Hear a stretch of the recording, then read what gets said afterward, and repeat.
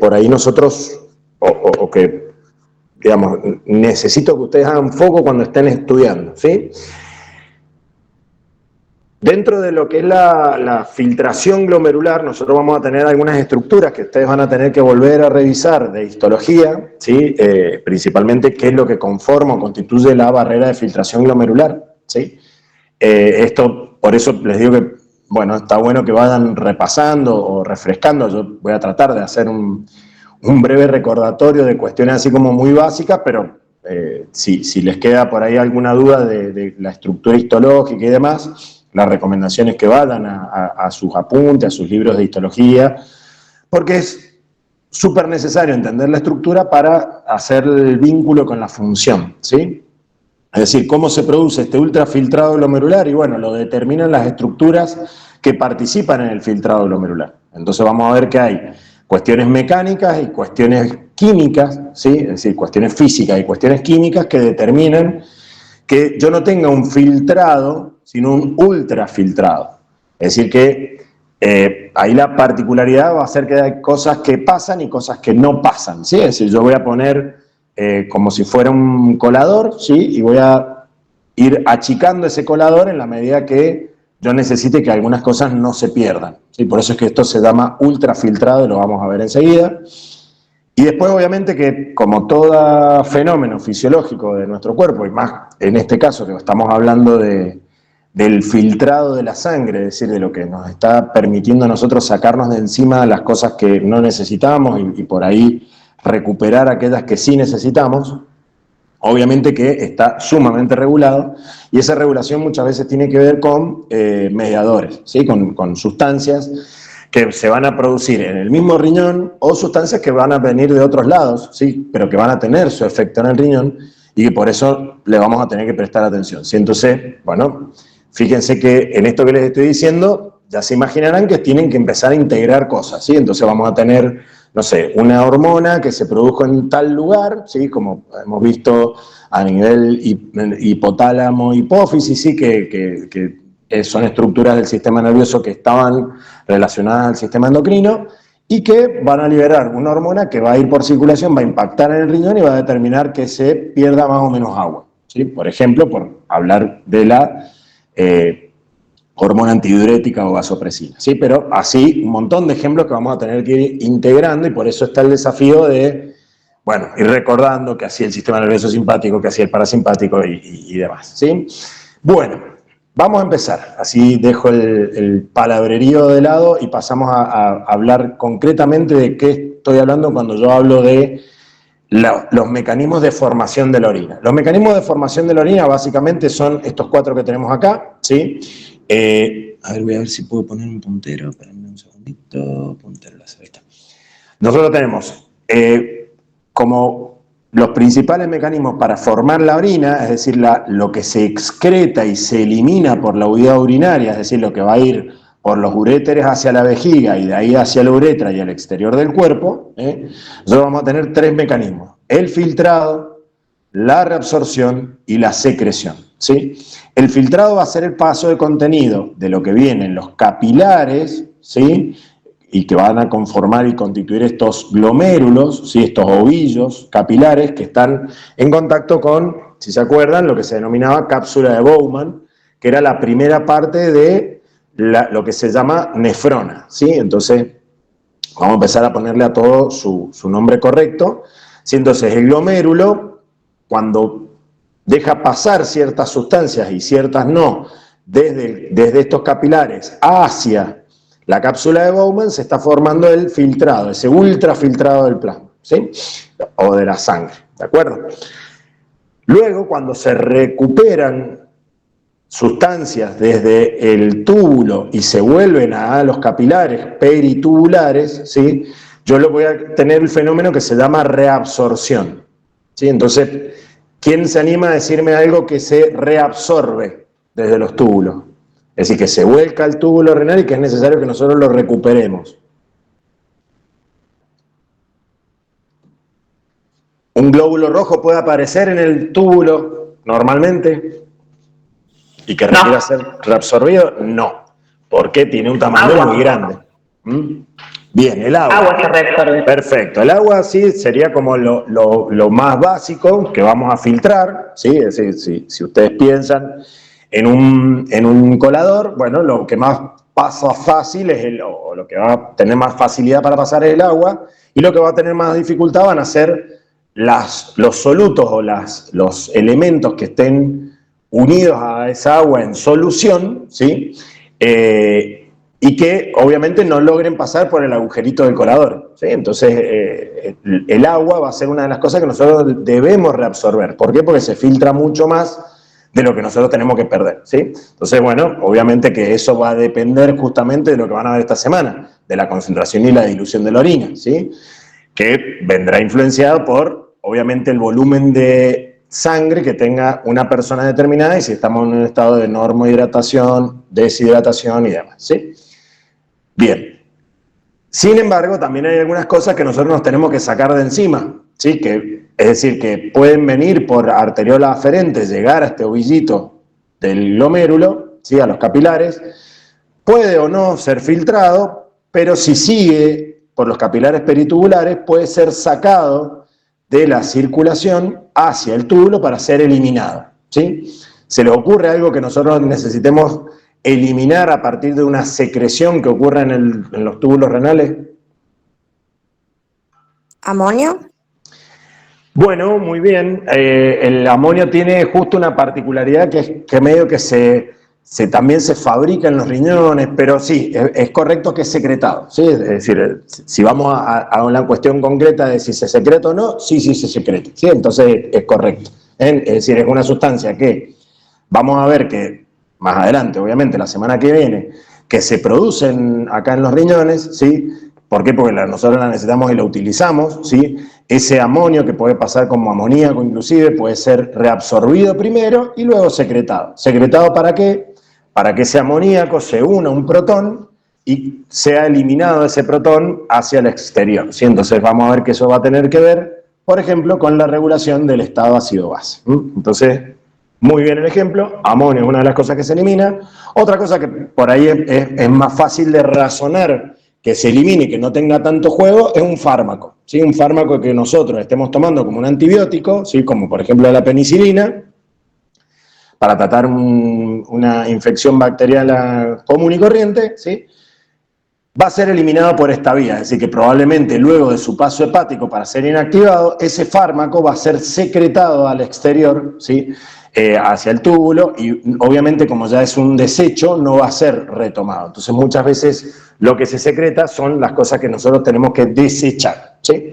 Entonces, esas son por ahí los tres fenómenos que van a determinar la excreción, ¿sí? Entonces está bueno que empiecen a aprender la terminología, ¿sí? De cuando estamos hablando de filtración, cuando estamos hablando de reabsorción y cuando estamos hablando de secreción, ¿sí? ¿Qué es lo que va a entrar en juego para permitirme a mí el filtrado glomerular? Bueno, recién decíamos que el contenido de lo que viene por la arteriola aferente llega a este ovillito, ¿sí? Que es el glomérulo, y de acá va a ser volcado el agua con algunos solutos hacia la cápsula Bowman, que es este espacio que está acá, ¿sí? ¿Qué cosa tiene que atravesar esa agua, digamos, con algún que otro soluto, como les estaba diciendo? ¿Qué estructuras tiene que atravesar si yo estoy hablando de un capilar? Un capilar cualquiera, ¿sí? De lo que se acuerdan de que han visto el año pasado en esto. ¿Qué capas tenía un capilar? ¿Un capilar tenía músculo, por ejemplo? No, tiene una membrana basal y la pared celular, y las células endoteliales. Muy bien. Y las células en sí. Bien. Y algunos Entonces, capilares sí, tienen poros fenestrados y permiten el paso de cosas más grandes. Perfecto. Ahí la cuestión sería entonces que nosotros dentro de los capilares vamos a tener diferentes tipos de capilares, dependiendo obviamente, no van a ser los mismos capilares los que vamos a tener en el hígado, que es un lugar donde nosotros tenemos que como que dejar pasar muchas cosas porque el hígado tiene que estar en contacto y metabolizar esos sustratos y demás. Entonces no serán los mismos capilares los que tendremos a nivel hepático que los que vamos a tener a nivel de es justamente esto que estamos viendo ahora, el ovillo glomerular, a los capilares que tenemos en cualquier parte del cuerpo, ¿sí? Pero en general, la estructura básica de un capilar es que tenemos un endotelio y una membrana basal uniendo ese endotelio. Esas son como las dos capas básicas que tiene todo capilar, ¿sí? Después hay mayor o menor espacio entre las células endoteliares, dejando mayor espacio, ¿sí? o digamos, fenestraciones para que pasen distintos solutos, ¿sí? El ovillo capilar que está rodeado por la cápsula de Bowman tiene otra estructura más, ¿sí? Si es que se acuerdan de histología, tenemos la presencia de una célula especializada, ¿sí? Que son los podocitos, ¿sí? Los podocitos tienen pedicelos, ¿sí? Es decir que el podocito, si fuera mi mano, ¿sí? Mi mano, tiene pedicelos, que son bracitos, ¿sí? Que lo que hacen es asociarse a otros podocitos y rodean al vaso, ¿sí? ¿Sí? Entonces van a ir rodeando los capilares y van a ir uniendo sus podocitos entre sí, como mis dedos se están uniendo acá, dejando espacio entre dedo y dedo, básicamente, ¿sí? Entonces, esos podocitos con sus pedicelos abrazan a los capilares y constituyen otra capa más para limitar el filtrado. Por eso es que si en los capilares de cualquier tejido, como sería el tejido muscular, nosotros tenemos que se puede producir un filtrado del plasma, ¿sí? Que eso, si recuerdan un poquito de cuando vimos compartimientos líquidos y movimiento de líquidos entre un capilar y el intersticio, nosotros entraban en juego lo que eran las presiones hidrostáticas y oncóticas que teníamos dentro del vaso y fuera del vaso, ¿sí? O en el intersticio. Eso, obviamente, el equilibrio de esas fuerzas, que se llamaban fuerzas de Starling, limitaban o no la salida de contenido o la entrada de contenido del intersticio hacia un capilar. Para este caso, vamos a tener entonces que tenemos el endotelio, la membrana basal, por fuera los pedicelos de los podocitos, entonces tenemos una capa más, estructuralmente hablando, ¿sí? Que va a limitar un poco el paso de sustancias, ¿sí? Entonces, ¿qué es lo que, si yo le estoy agregando una capa más a ese colador, qué les parece que será lo que hará en cuanto a de diferencial de un capilar común y corriente de otro tejido? ¿Qué les parece que puede generar eso? ¿Una limitación de paso de qué?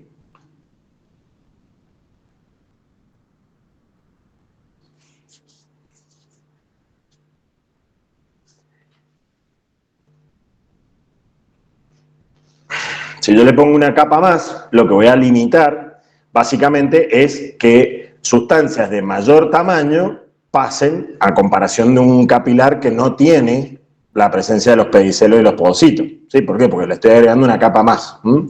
Básicamente le va a costar más a las moléculas de mayor tamaño pasar a través de esos espacios, ¿sí?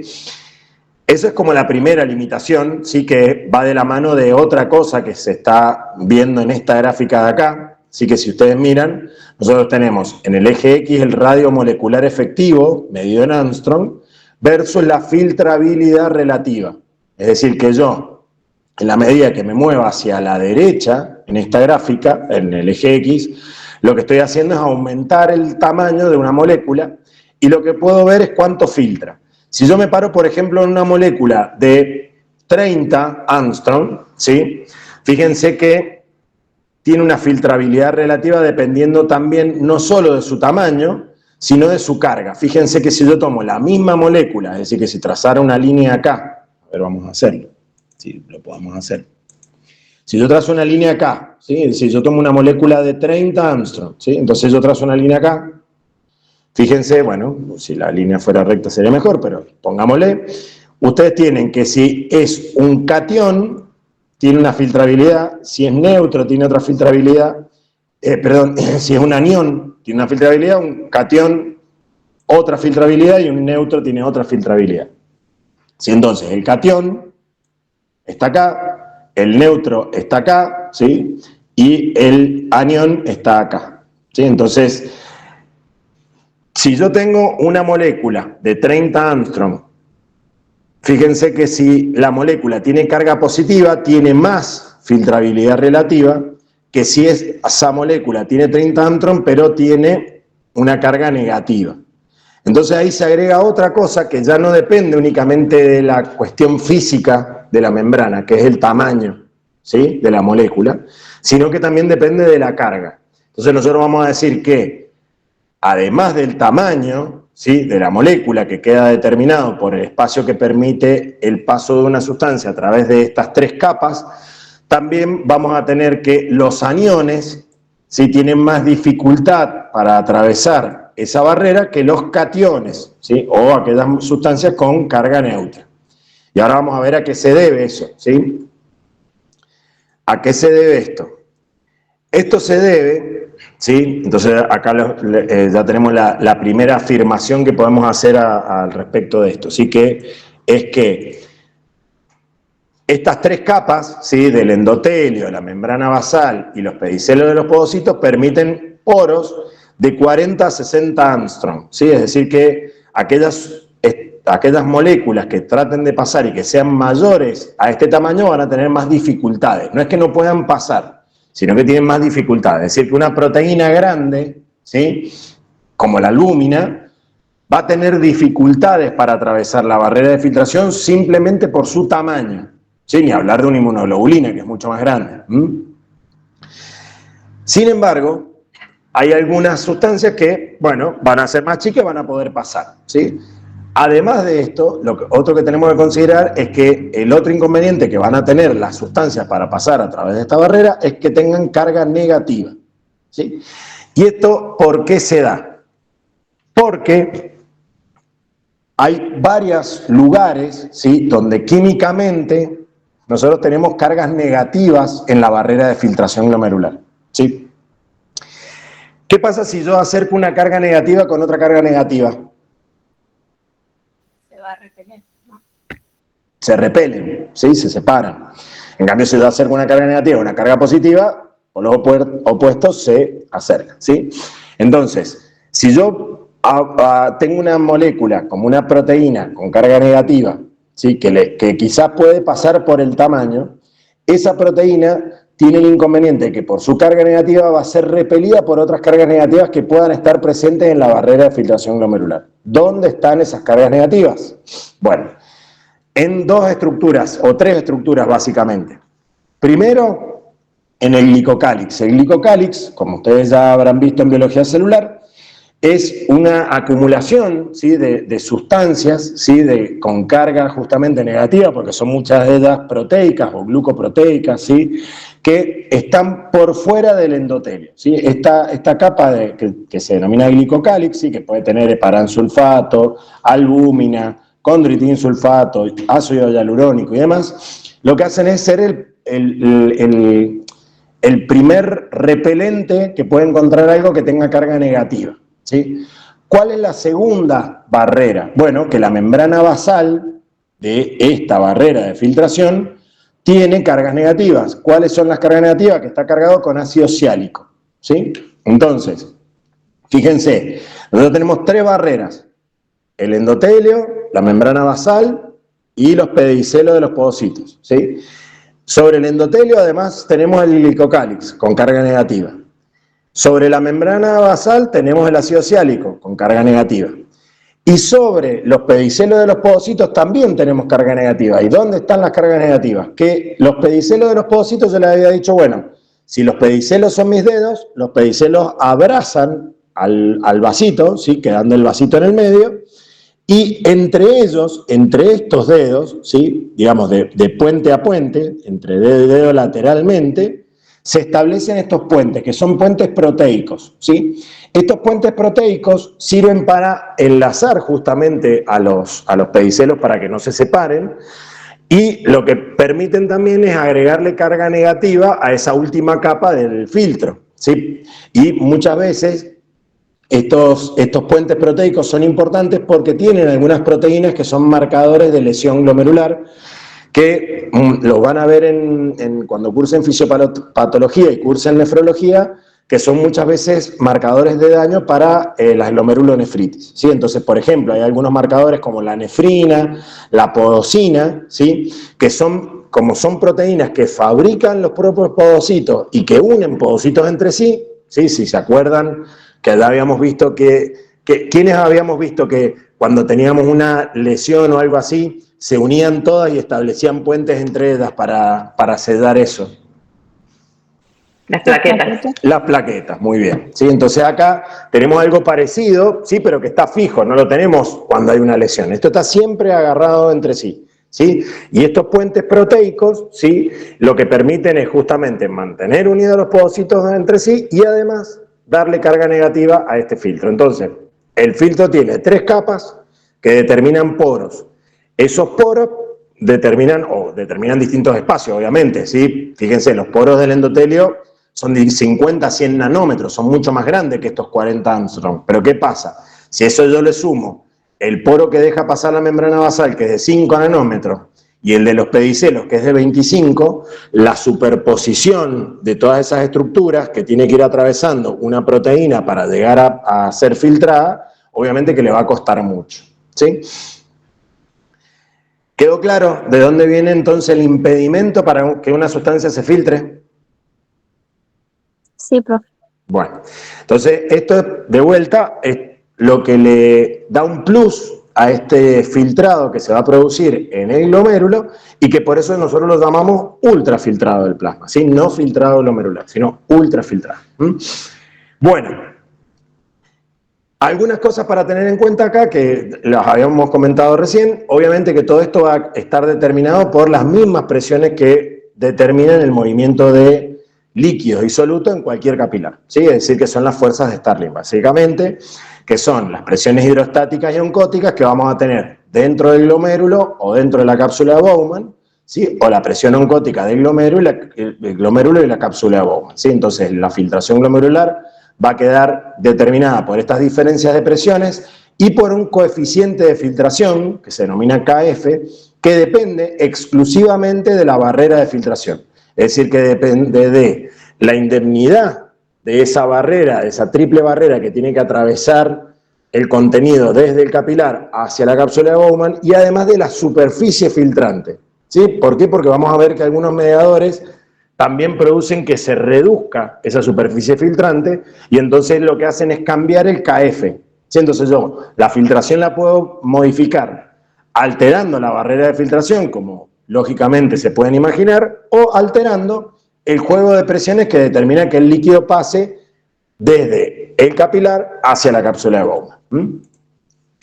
¿Por qué digo que el líquido pase desde el capilar hacia la cápsula de Bowman? Porque nosotros obviamente tenemos una presión neta de filtración a favor del paso del líquido del capilar hacia la cápsula de Bowman, si no, no tendríamos nunca filtración, ¿sí? Es decir, si nosotros no tuviéramos estas diferencias de presiones, ¿cuál sería el inconveniente? Y que no hay filtrado. Y si no hay filtrado, ¿qué problema tenemos? ¿Qué se les ocurre? ¿Puede ser aumento de la presión? Sí, total. ¿De proteínas? Sí, muy bien. A ver, ¿qué es lo que vamos a empezar a tener? Que todo lo que se tiene que eliminar con ese líquido en la orina no se puede eliminar. Entonces se nos van a acumular un montón de cosas, como los desechos de proteínas, ¿sí? La urea puntualmente, que es neurotóxica, ¿sí? Vamos a tener que se nos van a desbalancear obviamente los líquidos, porque no estamos sacando agua de nuestro cuerpo, entonces vamos a tener problemas con la presión arterial, vamos a tener problemas obviamente con todos los electrolitos que vamos a ver la semana que viene que se mueven a lo largo de la nefrona. Entonces el paciente básicamente está en una insuficiencia renal cuando no le está produciendo o no se está produciendo esta filtración neta, ¿sí? Entonces esto es tan importante como que si nosotros nos sacamos de encima 500 mililitros al día, que es el volumen mínimo de orina que tenemos que eliminar para sacarnos de encima los desechos que produce nuestro cuerpo, vamos a tener un problemón, básicamente, ¿sí? Que eso se da con la insuficiencia renal, que puede ser aguda o crónica, ¿sí? Serán cosas que verán más adelante en la carrera, pero sí es importante que ustedes vayan incorporando de dónde viene esto. Y bueno, ¿de dónde viene esto? Ya ustedes se podrán imaginar que lo que vimos en el tema de los movimientos de líquidos entre compartimientos, ¿sí? y en el paso de agua principalmente desde un compartimento como podría ser un capilar hacia el intersticio o del intersticio hacia el capilar, acá ocurre lo mismo. Entonces nosotros vamos a tener una presión hidrostática dentro del capilar, ¿sí? Determinado obviamente por el volumen de sangre que va a llegar a ese capilar, que lo que va a hacer es tender a favorecer la salida del líquido desde el capilar hacia la cápsula de Bowman, ¿sí? Que es esta presión hidrostática que está graficada acá abajo, que dice con valor de 55, ¿sí? Después vamos a tener obviamente una presión hidrostática dentro de la cápsula de Bowman, pero que es muy chiquita y que tiene una particularidad. La cápsula de Bowman tiene contenido líquido si el capilar no le vuelca contenido adentro. No. No. La cápsula de Bowman es como un espacio virtual, ¿sí? Un espacio que se empieza a llenar de líquido en la medida que el capilar vuelca contenido en él. Entonces, ¿qué particularidad tiene la presión hidrostática que hay dentro de esa cápsula de Bowman, a diferencia de la presión hidrostática que tenemos en cualquier intersticio? ¿Sí? Si nosotros tenemos un capilar con alrededor cualquier intersticio, el intersticio tiene agua. Entonces tiene una presión hidrostática determinada y yo puedo, de acuerdo, aumentar o disminuir la presión hidrostática dentro del capilar y eso hará un juego entre los dos espacios, que eso es lo que vimos cuando veíamos el movimiento de agua entre los compartimientos del líquido intracelular y extracelular y demás, ¿sí?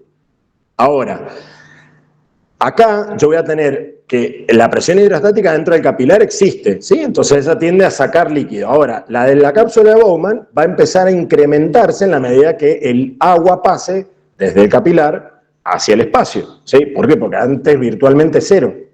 Entonces, esa que virtualmente cero va a ir aumentando en la medida que más filtrado haya, ¿sí? Entonces, ustedes empiecen a pensar ahora que esto pasa en un tiempo, el filtrado glomerular, ¿sí? Por eso se le llama muchas veces volumen de filtración glomerular o tasa de filtrado glomerular o velocidad de filtración glomerular. ¿Por qué les nombro esto? Porque esto es algo que pasa en el tiempo, ¿sí? Entonces, ¿qué es lo importante a tener en cuenta? Que en el tiempo, cuando el agua entre por esta arteriola aferente, yo tendré una presión hidrostática máxima y una presión a favor de que saque el líquido desde el capilar hacia la cápsula y una presión hidrostática mínima en contra de eso. Sin embargo, que será la hidrostática que ejerce la cápsula de Bowman sobre el ovillo, ¿sí? Sin embargo, en la medida que se vaya produciendo el filtrado, es decir, que el agua empieza a pasar por este capilar y de la vueltita por acá, ¿sí? Acuérdense que esto es un ovillo de lana, ¿sí? Esto está cortado para que ustedes lo vean, ¿sí? La gráfica que ustedes tienen acá en pantalla está cortada, ¿sí? Pero ustedes lo que tienen es un ovillo de lana. Entonces ustedes tienen una entrada de ese ovillo y una salida del ovillo, ¿sí? Entonces en la entrada del ovillo entra lo que es la arteriola aferente. Empieza a pasar a través de todo ese ovillo de lana y en la medida que va pasando, bueno, a la entrada tendrá una presión hidrostática máxima a favor de sacar el líquido y una presión hidrostática mínima en contra, ¿sí? Que será esta presión hidrostática que está acá como 15, pero en la medida que vaya circulando la sangre y se vaya produciendo el filtrado glomerular, van a ir modificándose esas presiones. Entonces la presión hidrostática a la entrada de la arteriola aferente no será la misma que a la salida en la arteriola eferente, que es esto que está acá, ¿sí? ¿Por qué? Porque la presión hidrostática de los capilares irá disminuyendo mientras se va filtrando, mientras que la hidrostática de la cápsula de Bowman irá aumentando, porque el filtrado se va produciendo, se va volcando agua hacia ese espacio que es la cápsula de Bowman, ¿sí? Entonces se empieza a juntar agua ahí. ¿Eso por qué es importante? Porque ustedes tienen que pensar esto no como un momento, ¿sí? O una foto, como ustedes están viendo acá en la imagen que les estoy mostrando en la pantalla, ¿sí? Donde les pone, bueno, la presión neta de filtración es 10. ¿Por qué? Porque yo a la presión hidrostática a favor del filtrado le resto la presión hidrostática de la cápsula de Bowman y le resto la oncótica que está dentro del ovillo vascular, que es lo que se opone a la salida de agua. ¿Quién hace esa presión oncótica dentro del ovillo vascular? Dentro del glomérulo, ¿quién ejerce la presión oncótica? O dentro de cualquier capilar, ¿quiénes ejercen la presión oncótica?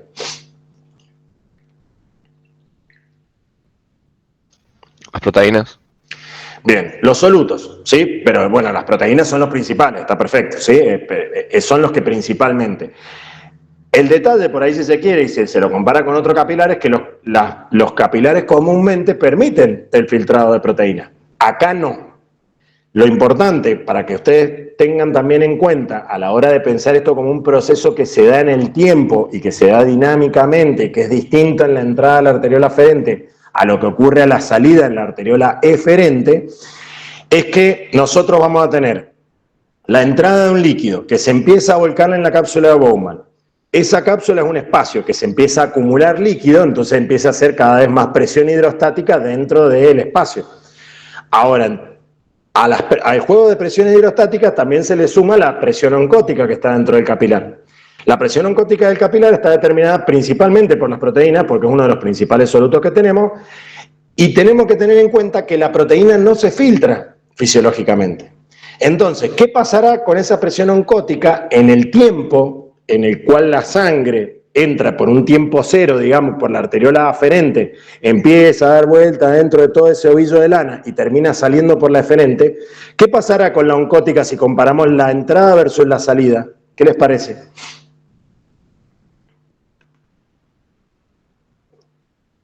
¿Va a ir aumentando, disminuyendo, queda igual? Esas serían las tres opciones que les doy. Queda igual. A ver, y hay que justificar. Hay que tirar y hay que justificar. Y al no filtrar proteínas, yo creería que no se modificaría la presión oncótica. Bueno, okay. A ver. ¿Cómo? ¿No aumentaría la presión oncótica? Al haber más justificación. Porque se filtra el agua y hay más cantidad de solutos. Bien. Me gustó casi, digamos, la propuesta de Ara. ¿Por qué se empieza a aumentar la presión oncótica? Porque más allá que la concentración en sí de proteína... A ver, ¿cómo yo expreso una concentración? Primera pregunta así como de bioquímica básica. ¿Qué es lo que es una concentración? De un soluto en una solución. ¿Cómo yo la expreso? La relación entre el soluto y solvente. Perfecto, muy bien. Como es una relación entre soluto y solvente, yo digo, tengo tantos miligramos por tanto volumen, ¿sí? Es decir, tantos miligramos por decilitro, miligramos por litro, lo que fuera, ¿sí? Eso es una concentración. Si yo estoy hablando de las proteínas que entran por la arteriola aferente, ¿sí? Es decir, que están entrando por acá, y yo le saco el agua que tiene en esta solución, ¿yo qué estoy haciendo con las proteínas? Y todos los solutos que están dentro de ese espacio. Estás concentrando, lo estoy concentrando la solución.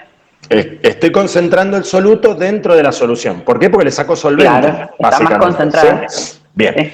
Entonces, yo al sacar solvente, que es el agua, y solutos pequeños que sí se puedan filtrar, yo lo que estoy haciendo es dejando más concentración de proteína, o más presión oncótica, ¿sí? Que en este caso va a estar generada principalmente por las proteínas, dentro de lo que sería la arteriola eferente, si la comparo con la aferente. Entonces, de vuelta, esto es una foto, ¿sí? Esto es como si yo dijera, bueno, el tiempo de, no sé, 0,48 milisegundos en el cual se está produciendo el filtrado, y tomo un dato, ¿sí? Una foto, tac, digo, presión hidrostática 55, presión oncótica presión hidrostática del capilar glomerular 55, presión oncótica del capilar glomerular 30, presión hidrostática de la cápsula de Bowman 15. ¿Cuánto me da esa resta? Es decir, las presiones que van a favor de la filtración versus las que van en contra, 10 milímetros de mercurio. Esa sería la presión neta de filtración en ese momento determinado. Ahora, la presión neta de filtración va modificándose en los ovillitos, ¿sí? Y eso es lo que quiero que ustedes entiendan e interpreten, ¿sí? En la medida cuando entra y se empieza a formar este ovillo, ¿sí? De lana, que yo tengo acá, el ovillito, cuando entra la arteriola aferente yo tengo máxima presión hidrostática, ¿sí? Dentro del capilar, con una presión oncótica determinada, ¿sí? Y una presión hidrostática mínima en la cápsula de Bowman. En la medida que el ovillo empieza a filtrar cada vez más y más líquido se vuelca hacia la cápsula de Bowman, bueno, ese capilar que sigue dando vueltas dentro del ovillito, ¿sí? Lo que le va cambiando es que va disminuyendo su presión oncótica, disminuyendo su presión hidrostática, aumentando su presión oncótica, ¿sí? Si estamos hablando dentro del capilar, y por fuera la presión hidrostática de la cápsula de Bowman va aumentando. En esta ecuación que yo les acabo de decir he metido tres variables: presión hidrostática del glomérulo o del ovillo, del capilar, presión hidrostática de la cápsula de Bowman y presión oncótica del ovillo o del glomérulo. La que nunca les he nombrado hasta ahora, que sí teníamos como variable en cualquier capilar, es la presión oncótica en el exterior, que para este caso sería la presión oncótica de la cápsula de Bowman. ¿Por qué yo no la considero para calcular la presión neta de filtración? ¿A alguien se le ocurre?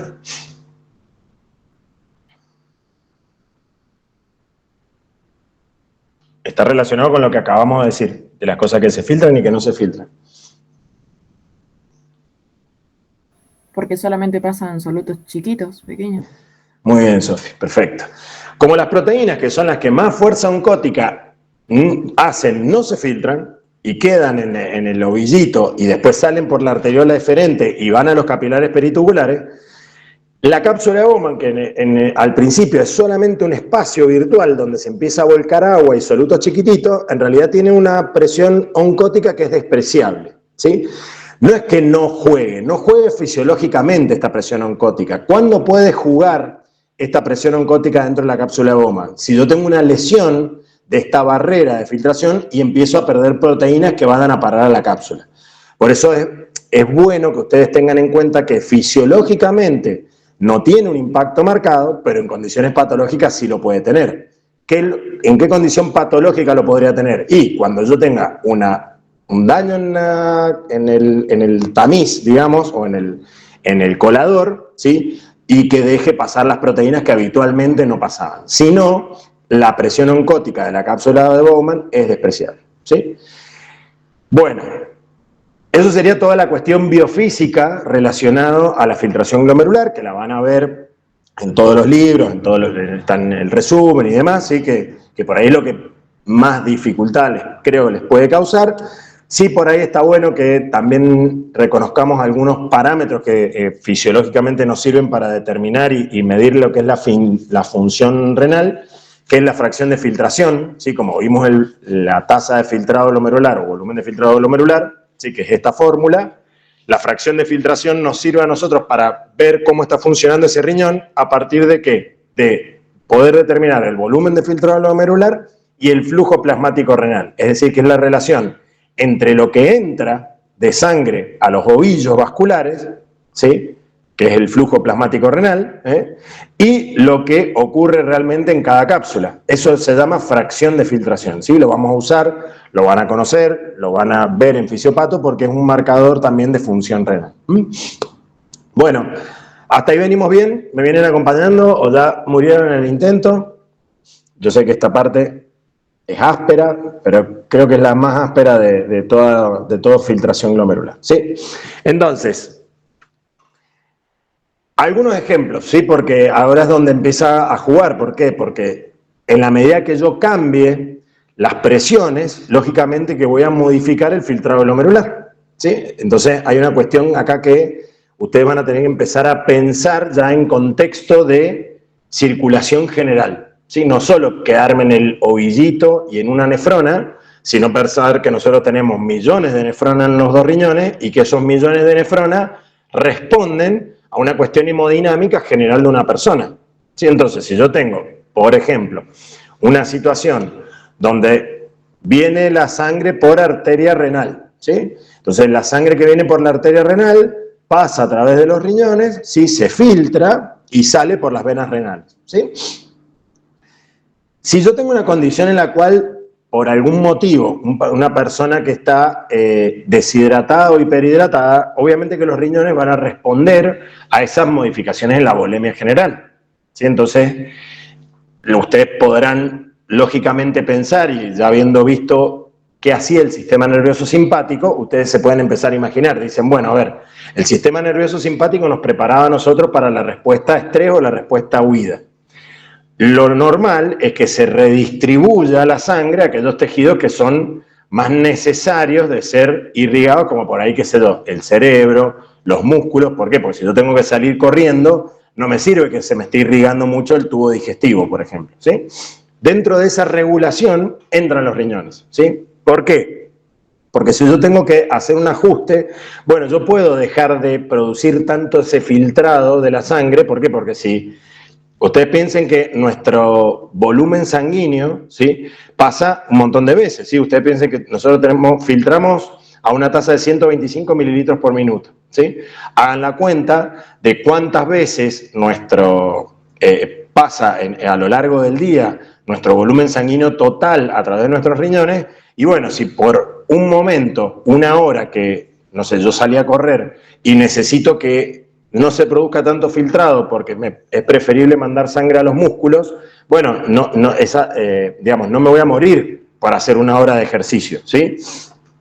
Salvo que esté en alguna condición patológica de base, ¿sí? Pero lo esperable sería que nuestro organismo se acomode a esa nueva condición, ajustando obviamente los volúmenes que pasan a través de distintos órganos y sistemas.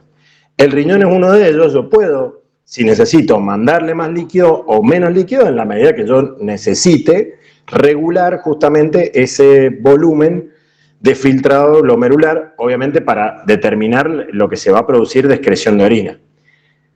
Les pongo un ejemplo acá, ¿sí? Entonces, si yo tengo el flujo que va hacia otros órganos ejemplificado acá, ¿sí? El flujo sanguíneo renal, que yo lo puedo acortar o no, o regular a través de lo que es la resistencia en la arteriola aferente. ¿Qué característica tiene estructuralmente una arteriola? ¿Tiene músculo o no tiene músculo?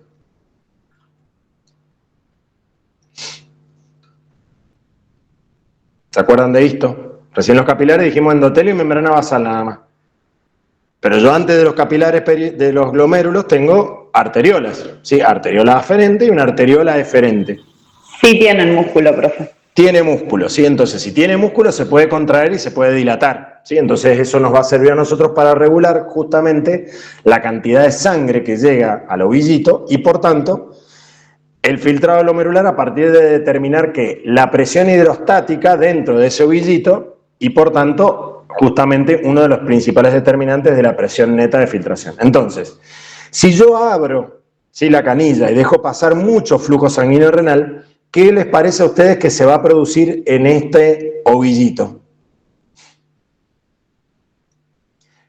¿Qué va a pasar con la presión hidrostática si yo estoy metiendo mucha sangre al ovillo? ¿Y qué va a pasar con el filtrado glomerular? ¿Qué se les ocurre? A ver quién se anima. La presión hidrostática aumentaría. Aumentaría. Y si aumenta la presión hidrostática dentro del capilar, ¿qué va a pasar con el filtrado?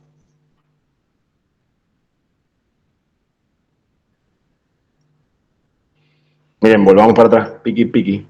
Si yo aumento esto, que es la presión hidrostática dentro del capilar, ¿cómo va a ser la presión neta de filtración?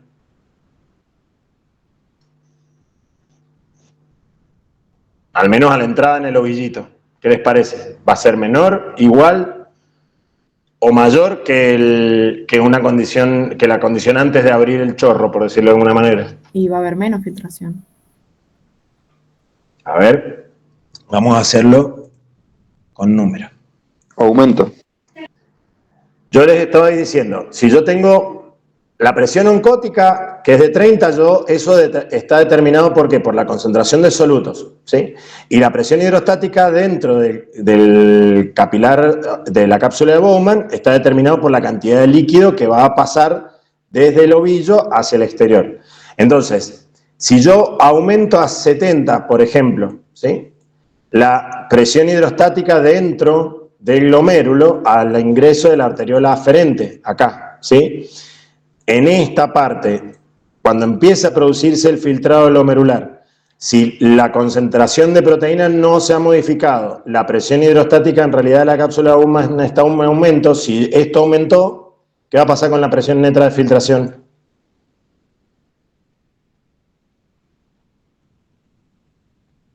Chicos, si tengo 70 menos 30, sí, va menos 15, bueno, ok, menos 15, me va a dar, sí, que va a aumentar. Entonces, esto, va a aumentar, ¿sí?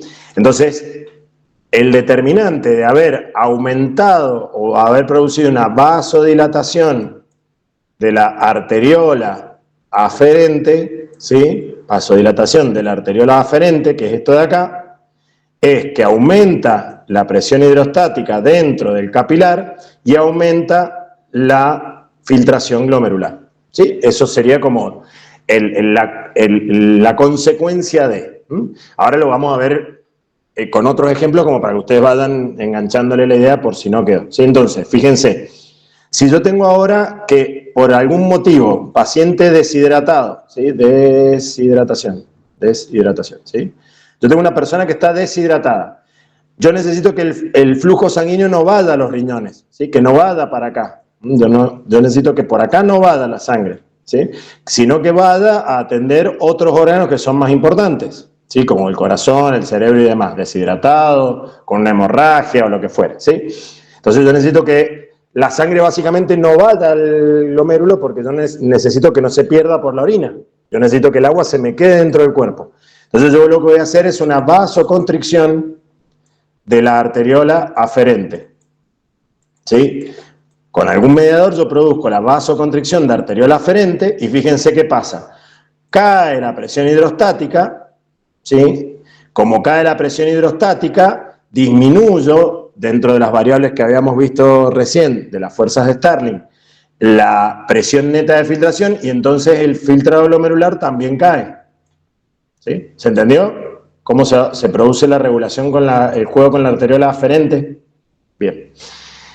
¿Qué otra cosa puede ocurrir? Yo tengo, a diferencia de otros sistemas donde yo tengo arteriola, capilar y vénula y vena, yo tengo arteriola, capilar y arteriola, ¿sí? Y después de ahí salen los capilares peritubulares. ¿Qué importancia tiene que yo tenga una arteriola aferente y una arteriola eferente? Que yo puedo jugar con la vasoconstricción y la vasodilatación en ambos lados del ovillo, básicamente, ¿sí? Eso es lo importante a tener en cuenta con que funcionalmente nosotros tengamos dos arteriolas de cada lado y en el medio capilares, que eso es el único lugar donde se produce esa conjunción estructural, digamos, a diferencia de lo que hay en otros capilares de nuestro cuerpo, ¿sí? Entonces yo también puedo producir vasoconstricción o vasodilatación de la arteriola eferente. Entonces fíjense, ¿qué pasa si yo hago vasoconstricción de arteriola eferente ahora? No sobre la aferente, sino sobre la eferente. Yo, si produzco vasoconstricción de la arteriola eferente, ¿qué haré sobre la presión hidrostática de acá? Si ustedes tienen... Y ahora hagan el proceso mental de pensarlo. Yo tengo una manguera, ¿sí? Yo le hago un nudo a esa manguera y lo dejo ahí y le hago agujeritos a la manguera, ¿sí? Entonces, piensen, manguera, un nudo común y corriente, como si fuera el oído, la pincho, ¿sí? Y yo tengo la entrada, que viene desde la canilla, ¿sí? Que sería mi arteriola aferente, el nudo con el agujerito que sería el ovillo vascular y la salida que sería la arteriola eferente, que sería la continuación de la manguera y su salida de agua. Cuando yo abro la canilla, bueno, habrá circulación por lo que sería la arteriola aferente, llegará ese nudo, saldrá líquido, ¿sí? Por ese agujerito que yo le hice y seguirá por el otro lado.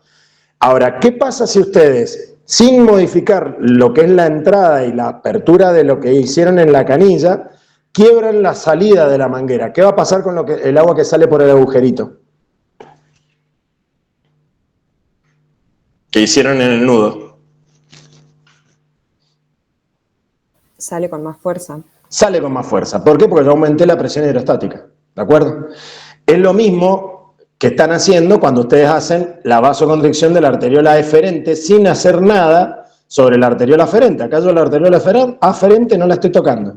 ¿Sí? Entonces yo, si tengo alguna manera, que vamos a ver que fisiológicamente sí se puede, de jugar con la arteriola eferente sin tocar la arteriola aferente, yo lo que puedo hacer es aumentar la presión hidrostática, ¿sí? Porque dejo más agua acumulada acá, y esa agua que se acumuló acá aumenta la presión hidrostática y aumenta el filtrado glomerular. Yo también puedo vasodilatar la arteriola eferente, y si yo vasodilato la arteriola eferente, lo que hago es sacar más rápido el líquido desde el ovillo y tendré el efecto contrario, disminución de la presión hidrostática y disminución del filtrado glomerular. ¿Entienden cómo yo puedo ir jugando con cada una de las arteriolas para limitar o producir efectos sobre el filtrado glomerular? ¿Quedó claro eso?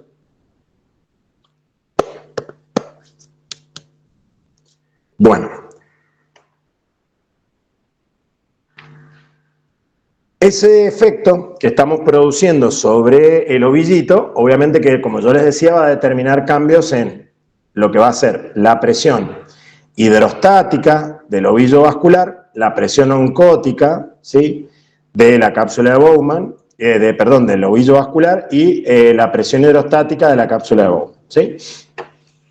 Sin embargo, yo cuando entra el líquido acá, ¿sí? Por la arteriola aferente, yo les decía, bueno, lo que sale de esta solución que viene por acá, en la arteriola aferente, es distinto a lo que entró, ¿sí? Es distinto lo que entra por arteriola aferente que lo que entra o lo que sale por la arteriola eferente y va a los capilares peritubulares, que es estructuralmente, si se acuerdan, los capilares peritubulares reciben ese nombre porque luego de salir del ovillito se acomodan y van acompañando todo el túbulo, inclusive hasta las asas, a las nefronas de asa larga, entrando como vasos rectos o vasa recta hasta la profundidad de la médula, ¿sí? No sé si se acuerdan de eso anatómicamente, pero si no lo repasan.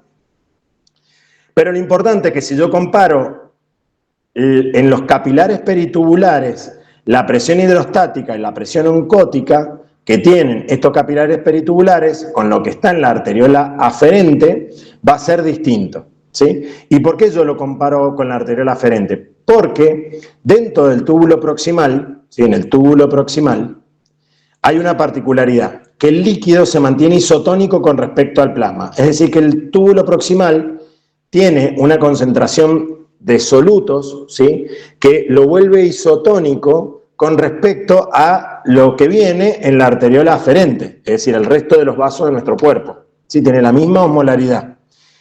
¿Qué significa que sea isotónico? Bueno, que entonces si yo hice algún cambio en los capilares peritubulares, va a tener un impacto sobre lo que esté ocurriendo en el túbulo proximal, ¿sí?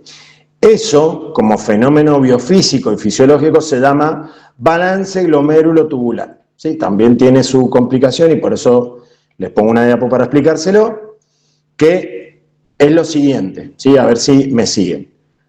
Ustedes cuando tenían la entrada del líquido en la arteriola aferente, yo les dije, bueno, en la medida que el líquido pase por el ovillo ese de lana, sí que es el glomérulo, yo voy a empezar a sacar líquido. Saco líquido, saco líquido, saco líquido, concentro las proteínas, ¿sí? Principalmente.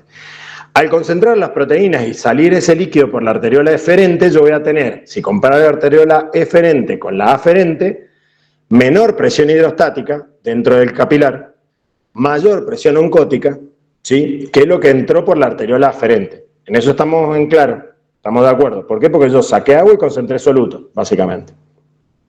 Eso va a ir al capilar peritubular. Entonces yo voy a llegar acá, ¿sí? A la estructura que rodea los túbulos, ¿sí? Con estos capilares peritubulares, que van a tener menos presión hidrostática de lo que entró por la arteriola aferente, más presión oncótica, ¿sí? Y un gradiente de presión hidrostática del espacio intersticial que va a también favorecer la entrada de líquido hacia el capilar peritubular. ¿Qué ocurre? El túbulo proximal, como vamos a ver la semana que viene, es altamente permeable, ¿sí? Esa alta permeabilidad le permite que al túbulo proximal se encuentre en equilibrio con el intersticio. Es decir, que por eso nosotros tenemos que el túbulo proximal es isotónico con respecto a lo que lo rodea, al intersticio, al tejido que está acá, ¿sí? A esto blanco que está acá. Esto se llama intersticio, ¿sí? Este intersticio que está rodeando el túbulo proximal también está rodeando los capilares peritubulares. Estamos en la misma, ¿sí? Es decir, tenemos, si mi brazo izquierdo es el túbulo proximal, el capilar peritubular es mi brazo derecho y corre al lado. En el medio de eso hay intersticio. El túbulo proximal está en equilibrio con ese intersticio, mientras que el capilar peritubular no. ¿Por qué? Porque el capilar peritubular tiene más presión oncótica que el intersticio, que el túbulo proximal y que la arteriola, porque tiene más presión oncótica que lo que viene en la sangre. ¿Por qué? Porque ya viene de haber sufrido el filtrado glomerular y tiene menos presión hidrostática.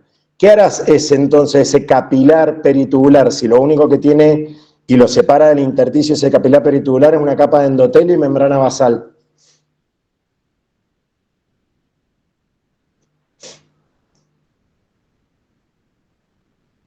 ¿Qué se les ocurre que va a tender a hacer ese capilar peritubular con mucha fuerza o mucha presión oncótica? Reabsorbe agua. Saca agua del intersticio.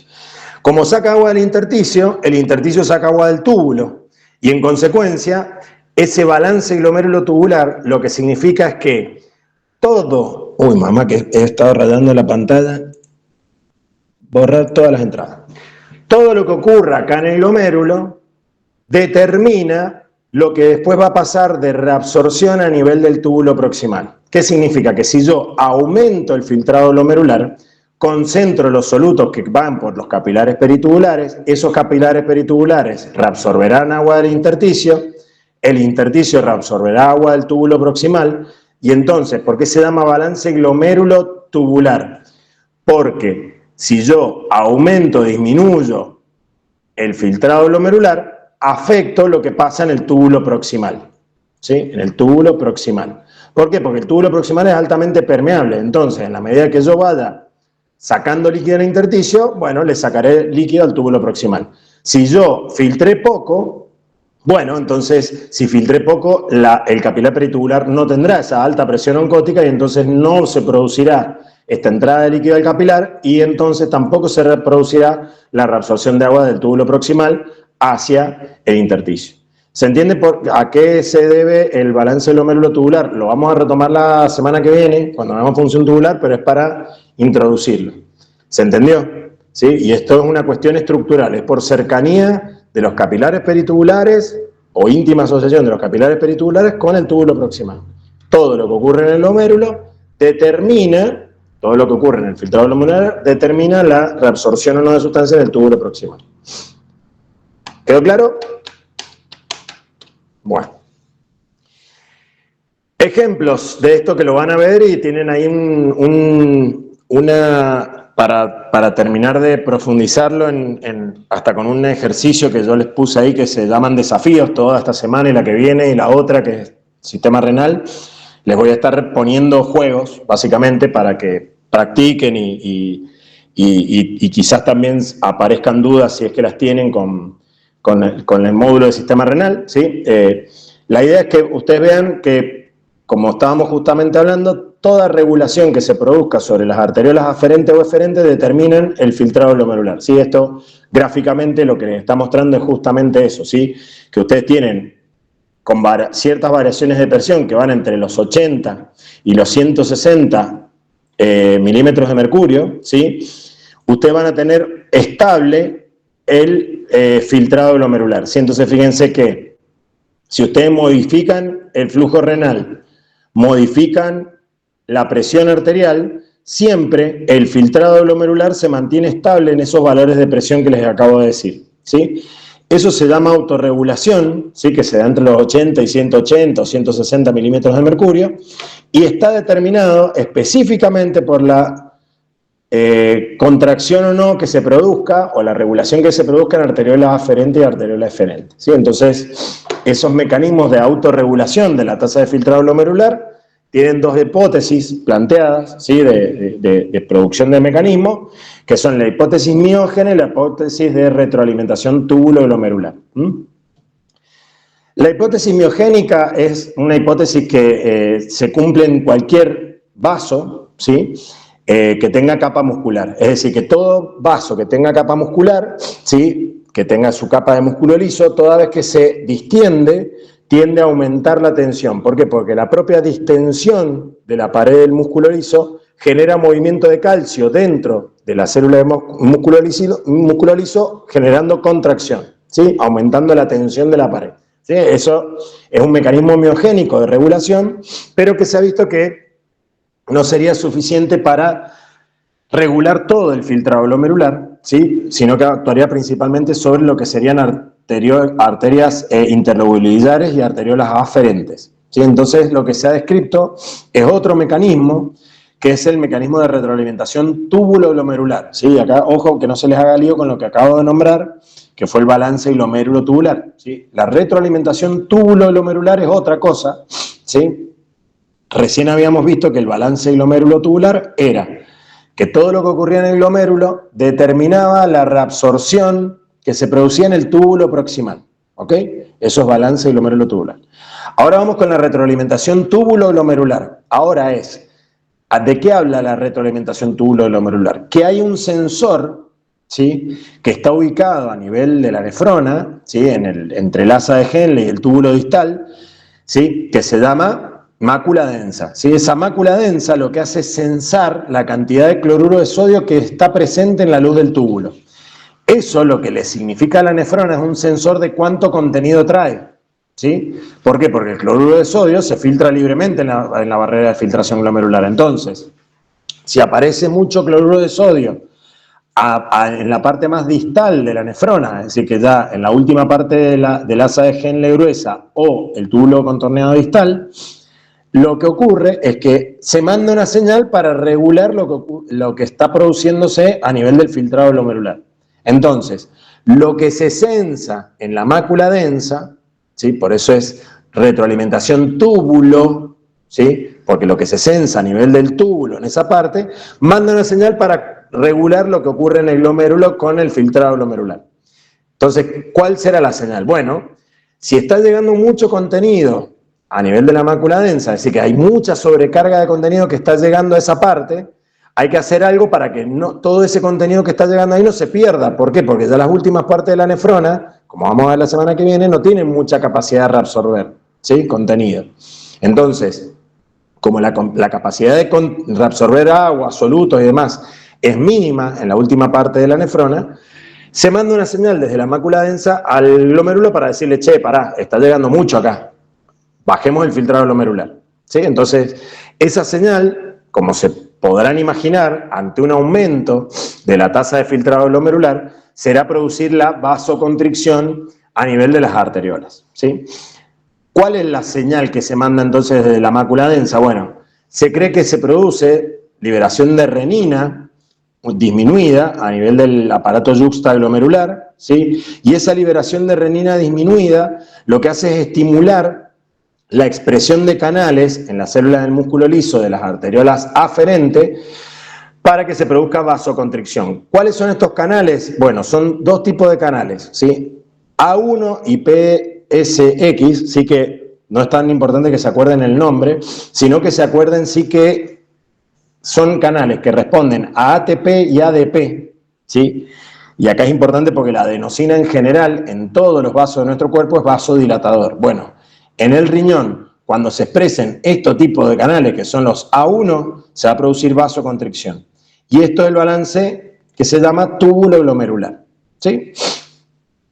Y esta es la respuesta frente a un aumento en la tasa de filtrado glomerular. Entonces, la mácula densa sensa que hay mucho cloruro de sodio, le dice al glomérulo, ojo, baja el filtrado. ¿Cómo bajo el filtrado? Vasocontrayendo arteriola aferente, ¿sí?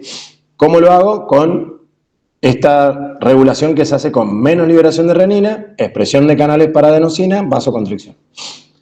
¿Qué ocurre cuando hay un aumento una disminución de la tasa de filtrado glomerular? Es decir, que yo tengo una caída de presión, por ejemplo, una situación de una hemorragia, ¿sí? La mácula densa sensa que hay poquito cloruro de sodio llegando a esas partes más distales, entonces le dice, che, ojo, al llegar tan poquito volumen, quizás entramos en insuficiencia renal, ¿eh? Entonces le dice al glomérulo, filtra un poquito más. ¿Qué pasa? Acá se nos mezclan como dos respuestas.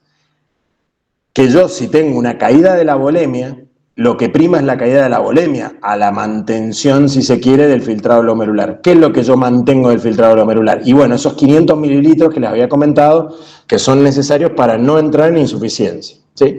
Esos 500 mililitros se hipotetiza que tienen como dos explicaciones, ¿sí?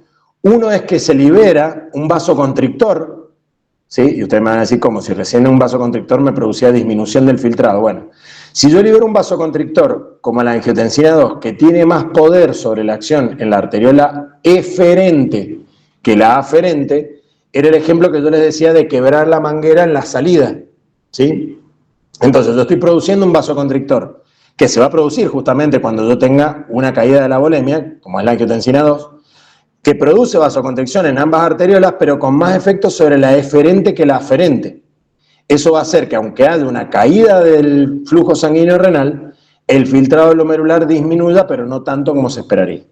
¿Cuál es la otra posibilidad? Bueno, que se produzca algún vasodilatador localmente, como el óxido nítrico, ¿sí? O que haya una caída en la producción de ATP y adenosina, que también es lógico esperar, porque piensen ustedes que ante una caída de la volemia cae también el aporte de oxígeno y energía a las células. Entonces, lo que recién me producía una vasoconstricción de la arteriola aferente ahora no va a estar, ¿sí? Pero de vuelta, todos estos son mecanismos hipotéticos que vamos a ver que por ahí el de la angiotensina 2, es el mecanismo que tiene más fuerza porque es el que siempre está presente ante una caída de la volemia, ¿sí? Pero se entendió las dos diferencias de autorregulación y por qué se llama túbulo glomerular, ¿sí? Es la mácula densa, que estamos medio distal en la nefrona, regulando lo que ocurre en el glomérulo, ¿sí? ¿Quedó, chicos? Dedito para saber si están bien, vivos. Ya llevo como 2 horas hablando, estoy yo muerto. No sé si ustedes, supongo que también, pero yo estoy liquidado. Ya vamos a cortar. Hacemos como un muy breve paréntesis y seguimos. ¿Qué es lo que está faltando y que esto lo tienen que estudiar principalmente? ¿Sí? Es el efecto que tiene cada uno de los mediadores que se pueden liberar sobre esta vasoconstricción o vasodilatación de ambas arteriolas, ¿sí? Entonces yo acá sí los invito a que tranquilos, lo lean, lo estudien, ¿sí? Porque todos los mediadores son importantes, se tienen que saber lo que tienen en pantalla, que es un montón, ¿sí? Y principalmente qué es lo que ustedes tienen que prestar atención. Fíjense que van a tener algunos mediadores que modifiquen el flujo sanguíneo renal, ¿sí? Que también modifican el filtrado glomerular y que también modifican el coeficiente de filtración. Es decir, que dentro de estos determinantes de las fuerzas de Starling, nosotros vamos a tener cosas que nos van a cambiar, no solo la presión hidrostática y la oncótica, que determinan esa tasa de filtrado y en consecuencia el flujo sanguíneo renal, sino que también vamos a tener algunos que modifican el coeficiente de filtración. ¿Sí? Entonces, bueno, ahí lo van a tener para estudiar, pero el óxido nítrico es el principal vasodilatador, ¿sí? Secundariamente las prostaciclinas, ¿sí? Prostaglandinas son otro vasodilatador importante a nivel de las células musculares lisas de las arteriolas aferentes y eferentes. Hay otros mediadores, ¿sí? Que secundariamente también pueden producir vasodilatación, principalmente a través de la liberación o producción del óxido nítrico, es decir, que estimulan la acción de la óxido nítrico sintetasa del endotelio para producir el vasodilatador. Y después el propio endotelio puede producir endotelina, que es un vasoconstrictor sumamente eficiente, ¿sí? Y después vamos a tener, obviamente, otros productos que pueden venir de circulación general, como la angiotensina 2, que es un vasoconstrictor, o también la presencia del sistema nervioso simpático y su acción sobre el filtrado glomerular, que lógicamente si yo la acción del simpático va a estar presente cuando, por ejemplo, tengo una hemorragia, una caída de la volemia para hacer redistribución de flujo sanguíneo, bueno, lo esperable es que la tasa de filtrado glomerular con la acción del sistema nervioso simpático sea una caída, ¿sí? Entonces, a esta angiotensina 2 y a esta endotelina le podemos sumar también adrenalina y noradrenalina, ¿sí? Como los principales vasoconstrictores, ¿sí? Que van a producir su efecto sobre las arteriolas aferentes y eferentes, ¿sí? Entonces, bueno, nada, yo estas diapos después se las dejo, acá van a tener como para ver algunos ejemplitos de qué produce cada uno de estos mediadores, pero de vuelta son a modo de ejemplo, ¿sí? También lo tienen en el video explicado de otra manera, pero también está ahí para ver. Ya esto sí, no me voy a detener mucho más. Esta data que está acá y lo de la gráfica esta, ¿sí? Perdón, ¿dónde está la gráfica? Que se me fue. Esta gráfica les va a servir para hacer el desafío, ¿sí? que tienen ahí, que es optativo, pero que los invito a hacerlo, que es un cuadrito que antes habitualmente hacíamos en las discusiones dirigidas, ¿sí? Lo van a ver también en las DD, entonces está bueno que de acá el jueves traten de hacer el jueguito ese a ver cómo les va. Y principalmente si les queda alguna duda de estos mediadores y su efecto.